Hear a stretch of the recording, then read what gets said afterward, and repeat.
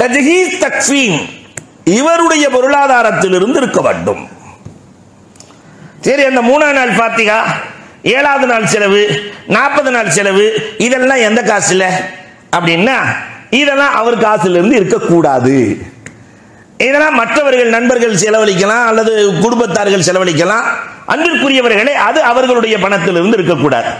இப்ப முதல் வேளை தஜ்ஹீஸ் தக்ஃபீனுக்காக அவர் பணம். இரண்டாவதாக மார்க்கம் சொல்லுகிறது அல் கர்ல், அவர் விட்டு சென்ற கடனை அடைக்க வேண்டும். அவர் காசிலிருந்து விட்டு சென்ற கடனை அடைக்க வேண்டும். இந்த கடன் 2 வகை, கர்லுல்லா கர்லுல் இபாத், தைனுல்லா தைனுல் இபாத். அல்லாஹ்வுக்கு செலுத்த வேண்டிய கடன். ஹஜ் கடமையா இருக்கு, ஹஜ்ஜுக்கே போகாம மூத்தா போயிட்டாரு. ஹஸமியா கபீலாவை சேர்ந்த ஒரு பெண்மணி ரசூலுல்லாஹ்விடத்திலே வந்து கேட்கிறார்கள், நாயகமே, எங்க வாப்பாவுக்கு ஹஜ் கடமை, அவர் மூத்தா போயிட்டாரு, இப்ப என்ன செய்யட்டும்? அவர் கடமையை நிறைவேற்ற வேண்டுமா வேண்டாமா? பெருமானார் கேட்டாங்க, உங்க வாப்பா கடை வாங்கிட்டு கொடுக்காம மௌத்தா போயிட்டாரு, கடனை நீ கொடுப்பியா மாட்டியான்னு கேட்டாங்க. நான் தானே கொடுக்கணும் நாயகமே, அப்ப ஹஜ்ஜை நீ தானம்மா செய்யணும். அப்ப அன்புக்குரியவர்களே, அவருடைய பொருளாதாரத்திலிருந்து கடமையை விட்டு விட்டால், ஜக்காத்து கொடுக்காம மூத்தா போயிட்டாரு, கஃபாரா ஏதாவது சத்தியம் பண்ணி முறிச்சு அந்த கஃபாரா கொடுக்காம மூத்தா போயிட்டாரு, அதை அவர் பொருளாதாரத்திலிருந்து கொடுக்க வேண்டும். அவர் கடனை அடைக்க வேண்டும். அல்லாஹ்வுக்கு செலுத்த வேண்டிய கடன் முதல்ல, அதுக்கப்புறம் அடியாருக்கு செலுத்த வேண்டிய கடன். அந்த அடியாருக்கு செலுத்த வேண்டிய கடன்லையும் ஷரியத் ரொம்ப அழகா பேசுது. ஆரோக்கியமான காலத்தில் வாங்கிய கடன், நோய்வாய்ப்பட்டு வாங்கிய கடன். இதுல எதை ஃபர்ஸ்ட் கொடுக்கிறது, எதை ரெண்டாவது கொடுக்கிறது? ஷரியத். அல்லாஹு அக்பர். ஆரோக்கியத்தில் வாங்கிய கடனை முதலில் அடைக்க வேண்டும், அதற்கு பிறகு நோயில் வாங்கிய கடனை அடைக்க வேண்டும். இந்த கடனை முதல்ல அடைக்கணும். பாப்பாவுடைய கடனை இன்னைக்கு நம்மளுக்கு நிறைய சொத்து வச்சிருந்தா அல்ஹம்துலில்லாஹ் சந்தோஷப்படுவான். மகனை கூப்பிட்டு, மகனே, சக்கராத் ஹால்ல வாப்பா சொல்றாரு, மகனே எனக்கு 10 லட்சம் ரூபாய் கடன் இருக்குடா. என்ன வாப்பா, ஹலோ ஹலோ ஹலோ, ஓடியே போயிடுவான் இல்லையா? அன்புக்குரியவர்களே, வாப்பா பொருளாதாரத்தை வைத்திருந்தால் முதலில் கடனை அடைக்க வேண்டும். ஆனா நல்ல பிள்ளைகள், வாப்பா கடன் பற்றி காசே இல்லை, கடன் பட்டு இருக்கிறார், அந்த கடனை அடைக்கிற பிள்ளைகள் வாழ்க்கையில் சிறந்தவர்கள். வாப்பாவுடைய கடனை அடைச்சிட்டா அல்லாஹ் ரப்புல் ஆலமீன் பொருளாதாரத்தை கடல் மாதிரி பெருக்கி தருவானாம். கடல் மாதிரி. அப்துல்லாஹ் இப்னு ஜுபைர் ரலியல்லாஹு தஆலா, இவர்களுடைய தகப்பனார் ஜுபைர் இப்னுல் அவாம், ரசூல் ஸல்லல்லாஹு அலைஹி வஸல்லத்தினுடைய மாமி மகன், ரசூலுல்லாஹ்வுடைய மாமி மகன். அஸ்மா ரலியல்லாஹு தஆலா ரசூல் ஸல்லல்லாஹு அலைஹி வஸல்லத்தினுடைய சகல ஒரு வகையில. இந்த ஜுபைர் இப்னுல் அவாம் 1000 வீரர்களுக்கு சமமானவர்.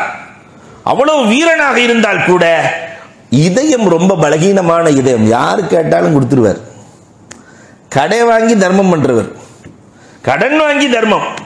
சக்கராத் ஹால்ல படுத்திருக்கிறாங்க, மகனை கூப்பிடுறாரு, அப்துல்லாஹ் இப்னு ஜுபைரை கூப்பிட்டு, தம்பி எனக்கு 21 லட்சம் திர்ஹம் கடன் இருக்கிறது. எவ்வளவு? 21 லட்சம் திர்ஹம். ஒரு திர்ஹம் என்பது 3 கிராம் வெள்ளி. இன்னைக்கு 3 கிராம் வெள்ளிக்கு என்ன ஆச்சு விலை? ஒரு 200 ரூபா, 180 200 ரூபா. 200 பெருக்கள் 21 லட்சம் போட்டுக்கங்க. எத்தனை கோடி? ஏறத்தாழ 3-4 கோடி ரூபாய் கடன் இருக்கிறது. வாப்பா, என் கடனை நீ அடைத்து விடுவாயா? என்ன புள்ள, தங்க புள்ள, அல்ஹம்துலில்லாஹ். வாப்பா, ஒன்னே ஒண்ணு செய்யுங்க, ரப்பிடத்தில் துஆ செய்யுங்க, கடனை அடைப்பதற்கு என் பிள்ளைக்கு தௌஃபீக் செய் என்று துஆ செய்யுங்கள், நான் அடைத்து விடுகிறேன் வாப்பா. அந்த தகப்பனார் சக்கராத் ஹால்ல கையேந்தி, ரப்பே என் புள்ள தொட்டதிலெல்லாம் அருள் செய், என் புள்ள பார்த்ததிலெல்லாம் பரக்கத்து செய் சொல்லிவிட்டு அந்த தகப்பனாரு, தம்பி நான் கொஞ்சம் வசியத்து செஞ்சிருக்கிறேன், பள்ளிவாசல் கட்டுறேன், அது இதுன்னு ஒரு 5 லட்சம் திர்ஹ வசியத் பண்ணியிருக்கிறேன், அதையும் உன்னால் அடைக்க முடியுமா வாப்பா? தாராளமாக செய்கிறேன் பாப்பா. அடுத்து சொன்னாங்க ஜுபைர் இப்னு அவாம், உன் சகோதர சகோதரிகளை மறந்துடாத வாப்பா, நீதான் மதீனாவில் பிறந்த முதல் புள்ள, நீதான். உன் சகோதர சகோதரிகள், எத்தனை சகோதர சகோதரி தெரியுமா? 9 ஆம்பளை புள்ள, 9 பொம்பளை புள்ள, இதையும் மறந்துடாத வாப்பா. நீ தான் பார்த்துக்கிறணும், நீங்கள் துவா மட்டும் செய்யுங்கள், நான் அனைத்தையும் நிறைவேற்றுகிறேன். என்ன தங்கப்பிள்ளை! அல்லாஹு அக்பர். அந்த தகப்பனார் துவா செய்து விட்டு இறந்து போனார். ஒவ்வொரு ரமலானிலும் ஒவ்வொரு ஹஜ்ஜிலும் அரபாவிலே நின்று கொண்டு என் தகப்பனாருக்கு கடன் கொடுத்தவர்கள் வாருங்கள், நான் கடனை திரும்ப தருகிறேன். 21 லட்சம் திர்ஹத்தையும் 3 வருஷத்தில் அடைத்தார். சொட்டதிலெல்லாம் பரக்கத். தகப்பனாரின் துவாவை பெற்றார். கொடுக்கணும்னு நினைச்சாரு. வசியத்து 5 லட்சம் திர்ஹத்தை நிறைவேற்றினார். ஒவ்வொரு ஆம்பளை பிள்ளைகளுக்கும் 10 லட்சம் திர்ஹம், ஒவ்வொரு பொம்பளை பிள்ளைகளுக்கு 5 லட்சம் திர்ஹத்தை கொடுத்து விட்டு என் தகப்பனின் வாக்கை நிறைவேற்றி விட்டேன் என்று வீட்டுக்குள்ளே நுழைந்தார்களே அப்துல்லாஹ் இப்னு ஸுபைர் ரலியல்லாஹு தஆலா. என்ன அழகான வாழ்க்கை, சுபிச்சமான வாழ்க்கை. அப்ப இறந்து போனவருடைய சொத்திலிருந்து கடனை அடைக்க வேண்டும். இரண்டாவது